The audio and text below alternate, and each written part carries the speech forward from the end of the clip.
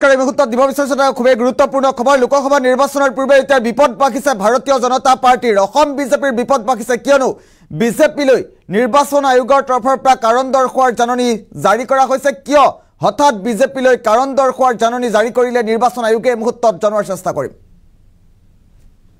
এটা অতি গুৰুত্বপূৰ্ণ খবৰ ৰাজ্যিক বিজেপিলৈ কাৰণ দৰ্শোৱাৰ জাননী নিৰ্বাচন আয়োগৰ এটা পলিটিক্যাল আপডেট মুহূৰ্তত জনোৱাৰ চেষ্টা কৰিছো নিৰ্বাচনী আচৰণ বিধি উলংঘাৰ অভিযোগত শোকত জাৰি কৰা হৈছে ৰাজ্যিক বিজেপিলৈ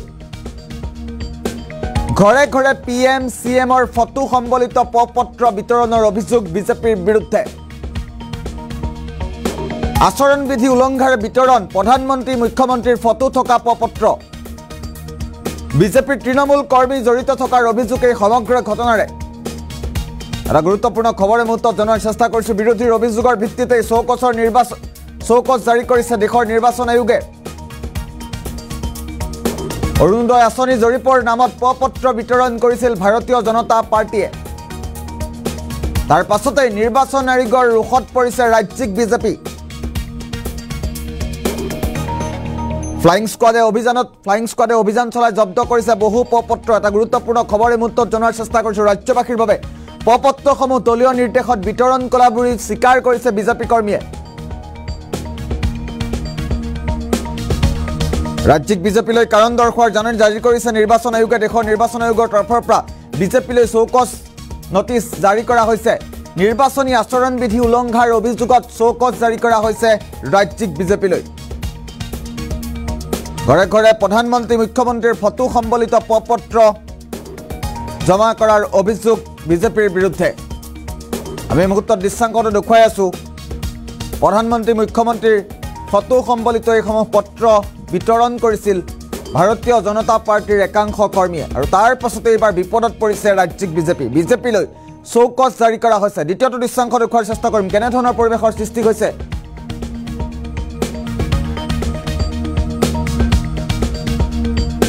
নিৰ্বাচনত মানুহক এই সাধাৰণ ভোটাৰক একো আপুনি টুকুলা দিব নোৱাৰে এতিয়া আমি ঘৰে ঘৰে ঘূৰিলে আমি পইচা দিলে ভোট দিম আগত আমি নাম নকওঁ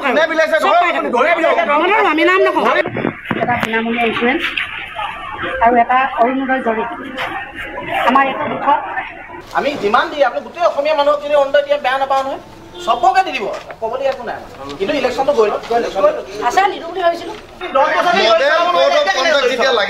মডেল কোড অফ কণ্ডাক্ট যেতিয়া লাগি থাকে আপুনি নিৰ্বাচনত মানুহক এই সাধাৰণ ভোটাৰক একো আপুনি টুকুলা দিব নোৱাৰে এতিয়া আমি ঘৰে ঘৰে ঘূৰিলে আমি পইচা দিলে ভোট দিম আগত আমি নাম নকওঁ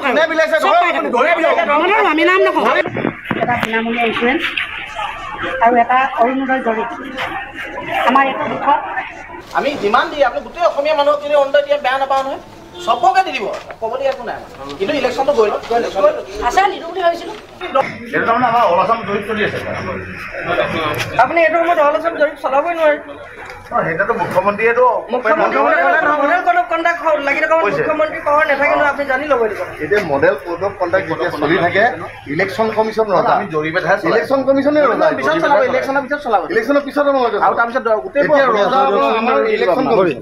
ইলেকশ্যন কমিশ্যনৰ মতে আমি চলিব লাগিব তাৰপিছত চবকে আমি বাধা নিদিওঁ নহয় প্ৰত্যেক ঘৰকে আপোনালোকে দি দিব প্ৰত্যেক ঘৰতে কোনো এঘৰ যাতে দুখীয়া মানুহ থাকি নাযায় আৰু যাতে একেবাৰে শেষৰজন মানুহলৈকে যে অৰুণোদয় পায় আমিয়ে সহযোগ কৰিব লাগিব মানখন আছে হিচাপ কৰি লৈ লওঁ আৰু এইখিনি কৰ্মীৰ ভিতৰত আছে আমি যিমান দি আপুনি গোটেই অসমীয়া মানুহক যদি অৰুণোদয় দিয়ে বেয়া নাপাওঁ নহয় সবকে দি দিব ক'বলৈ একো নাই আমাৰ কিন্তু ইলেকশ্যনটো গৈ লওক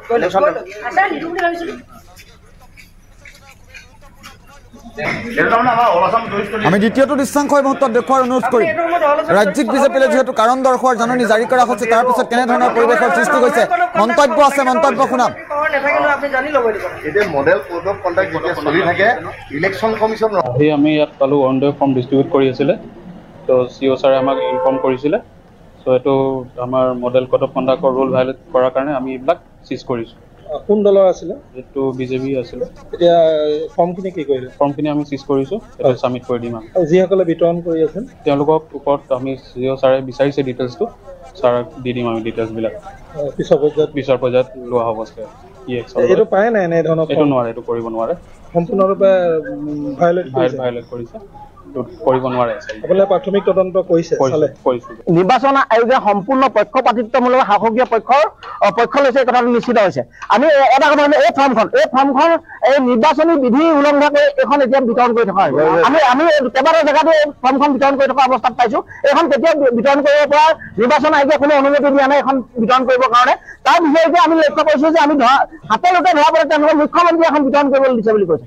তেওঁলোকে এই প্ৰশাসন দণ্ডটো এখন বিতৰণ কৰিবলৈ অনুমতি দিছে বুলি, এই কথাটো একদম গ্ৰহণযোগ্য কথা নহয়। অতি সময় পৰিস্থিতি যাতে আৰু জটিলতালৈ নাযায়, মই নিৰ্বাচন আয়োগক এই বিষয়টো হস্তক্ষেপ কৰিবৰ কাৰণে অনুৰোধ জনাইছো।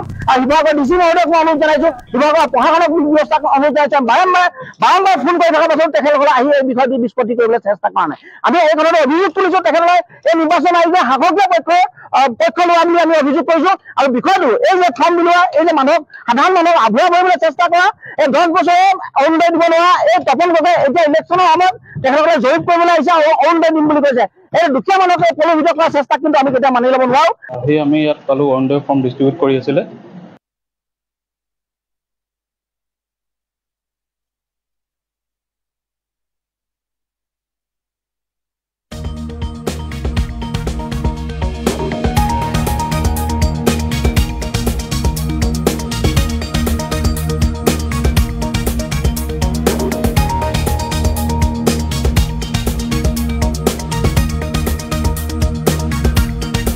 আমি ইয়াত পালো অৰুণোদয় ফৰ্ম ডিষ্ট্ৰিবিউট কৰি আছিলে। তো CO ছাৰে আমাক ইনফৰ্ম কৰিছিলে। চ' এইটো আমাৰ model code of conductor rule violate কৰাৰ কাৰণে আমি এইবিলাক চিজ কৰিছোঁ। কোন দলৰ আছিলে? এইটো BJP আছিলে। এতিয়া ফৰ্মখিনি কি কৰিলে? ফৰ্মখিনি আমি চিজ কৰিছোঁ, এটা ছাবমিট কৰি দিম। আৰু যিসকলে বিতৰণ কৰি আছে তেওঁলোকৰ ওপৰত আমি CO ছাৰে বিচাৰিছে ডিটেইলছটো, ছাৰক দি দিম আমি ডিটেইলছবিলাক। পিছৰ পৰ্যায়ত লোৱা হ'ব কি একশ্যন। এইটো পায় নাই এনেধৰণৰ? এইটো নোৱাৰে, এইটো কৰিব নোৱাৰে। সম্পূৰ্ণৰূপে ভাইলেট কৰিছে, কৰিব নোৱাৰে। আপোনালোকে প্ৰাথমিক তদন্ত কৰিছে? কৰিছোঁ। নিৰ্বাচন আয়োগে সম্পূৰ্ণ পক্ষপাতিত্বমূলক শাসকীয় পক্ষ লৈছে, এই কথাটো নিশ্চিত হৈছে।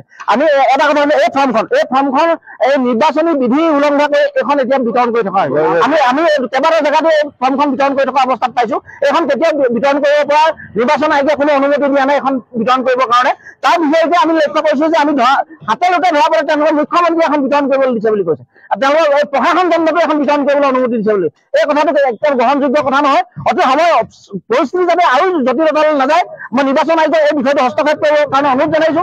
আৰু শিৱসাগৰ ডিচি মহোদয়ক মই অনুৰোধ জনাইছো, শিৱসাগৰ প্ৰশাসনক ব্যৱস্থাক অনুৰোধ জনাইছো। বাৰম্বাৰ ফোন কৰি থকাৰ পাছত তেখেতসকলে আহি এই বিষয়টো নিষ্পত্তি কৰিবলৈ চেষ্টা কৰা নাই। আমি এই কথাটো অভিযোগ তুলিছো, তেখেতসকলে এই নিৰ্বাচন আয়োগে শাসকীয় পক্ষ লোৱা বুলি আমি অভিযোগ কৰিছো। আৰু বিষয়টো এই যে ফৰ্ম বিলোৱা, এই যে সাধাৰণ মানুহক আভুৱা কৰিবলৈ চেষ্টা কৰা, এই 10 বছৰে অৰুণোদয় দিব নোৱাৰা এই তপন গগৈ এতিয়া ইলেকশ্যনৰ সময়ত তেখেতসকলে জড়িত কৰিবলৈ আহিছে আৰু অৰুণোদয় দিম বুলি কৈছে। এই দুখীয়া মানুহ